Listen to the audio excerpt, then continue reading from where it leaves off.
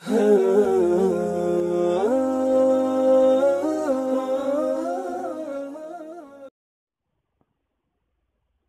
علیکم ورحمۃ اللہ وبرکاتہ۔ بسم اللہ الرحمن الرحیم۔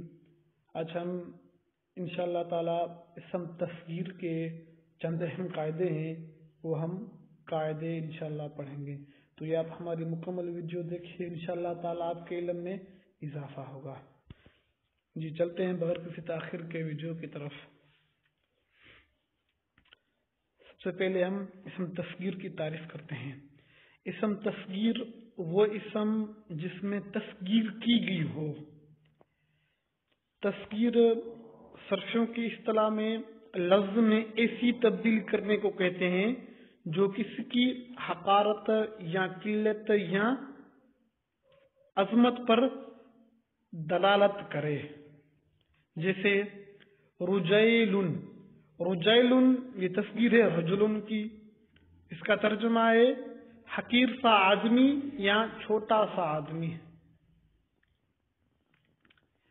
اسم تصغیر کے چند قاعدے ہیں۔ نمبر 1، ثلاثی مجرد سے اسم تصغیر فعل وزن پر آتا ہے۔ ثلاثی مجرد سے اسم تصغیر فعل وزن پر آتا ہے، جیسے عبد سے عبید بنا، رجل سے رجیل بنا۔ قاعدہ نمبر 2، اگر مؤنث معنوی ثلاثی ہو تو اسم تصغیر میں تا ظاہر کی جاتی ہے۔ اگر مؤنث معنوی ثلاثی ہو تو اسم تصغیر میں تا ظاہر کی جاتی ہے، جیسے ارض سے اریدتن بنا، شمس سے شمیستن بنا۔ البتہ اس کے لیے شرط یہ ہے کہ التباس کا خطرہ نہ ہو۔ التباس کا خطرہ نہ ہو، مثلا خمسن کی جب تصغیر بنانی ہوگی، جب معدود مؤنث ہو تو خمیسن کہیں گے نہ کہ خمیستن، ورنہ خمستن کی تصغیر سے مشابہ ہو جائے گی جو معدود مذکر کے لیے ہے۔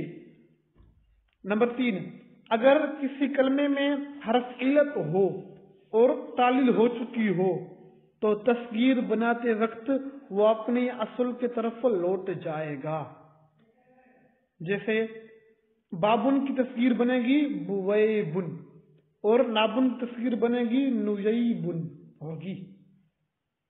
تو بھائی یہ ہمارے آج کی مکمل ویڈیو ہوئی، تو اگر یہ آپ کی ہماری ویڈیو پسند آئی ہے تو ویڈیو کو لائک